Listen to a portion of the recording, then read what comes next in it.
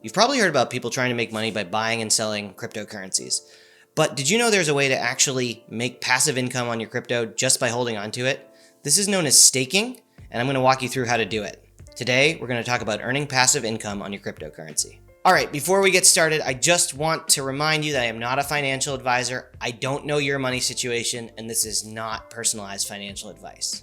That out of the way, what is staking? Staking is a way to verify transactions on a blockchain network that runs a cryptocurrency. It essentially means you're vouching for the security and the accuracy of people paying each other.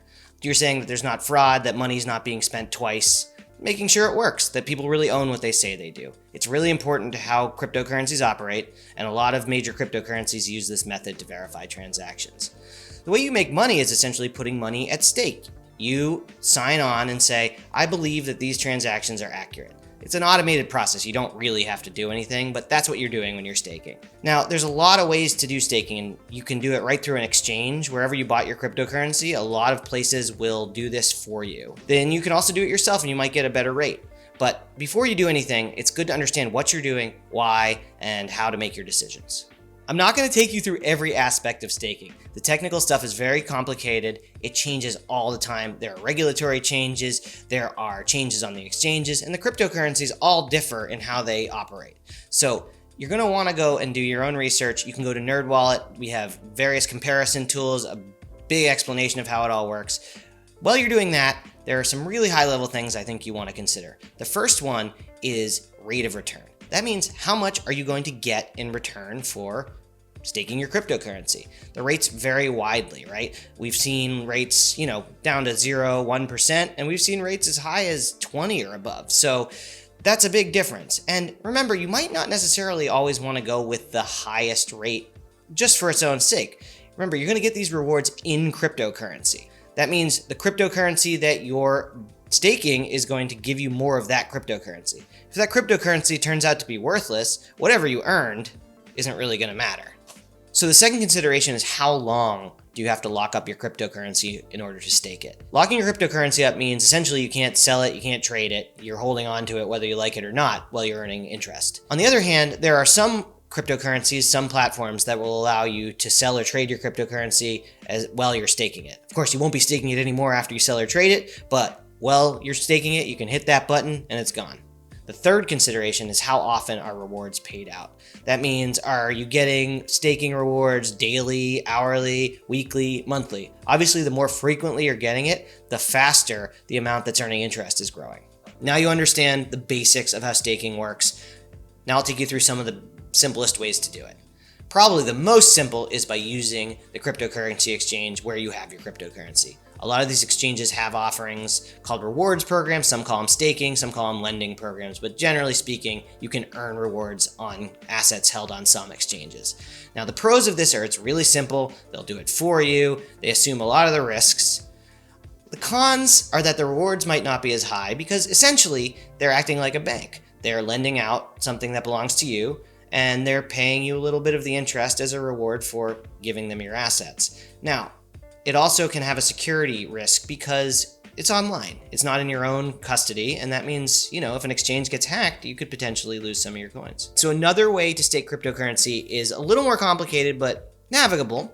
It's basically doing it yourself. So what you're going to want to do is pull your cryptocurrency off the exchange where you bought it and put it into your own wallet. Now, some wallets have software that will stake it for you. All the terms are laid out. They'll explain it to you, and you can decide whether you want to do it.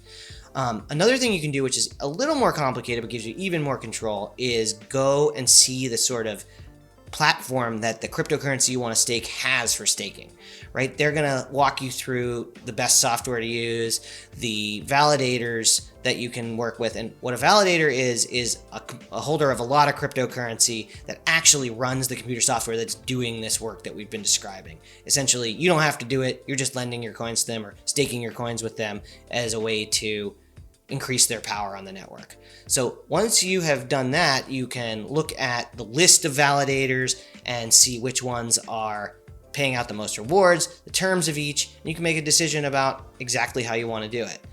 One thing to pay attention to when you're picking a validator or doing it yourself is the prospect of something called slashing. I know we've gone through a lot of terms already, but slashing is something you have to think about. This is not present on every cryptocurrency, but it is something to look out for.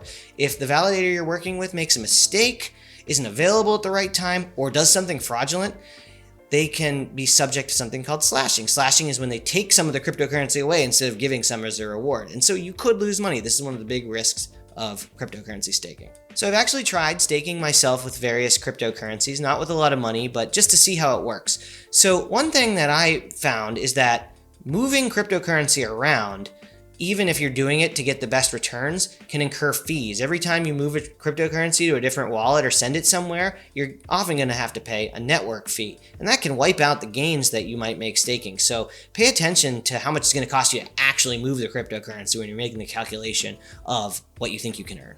The final option I'm going to discuss is going big, becoming a validator yourself. Now, this is probably not for beginners because depending on the cryptocurrency, it's going to cost maybe even hundreds of thousands of dollars to get set up. Now, some have lower barriers to entry, but it is a big commitment in terms of time, money, and technical know-how. The reason you might want to know about this, though, is that becoming a validator yourself can offer better rewards and even more control over how your cryptocurrency is handled.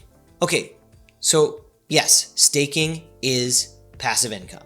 But it's not totally passive.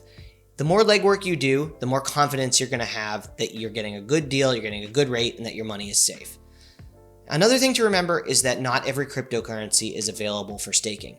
Bitcoin would be the biggest example. There are ways to lend out Bitcoin and earn interest, but those are a totally different product and they work totally differently. We could talk about those in a different video. If you want to stake your cryptocurrency, you need to make sure that it's a proof of stake cryptocurrency. This is a term you're going to want to use. If you see proof of work, that means you're probably not going to be able to stake it.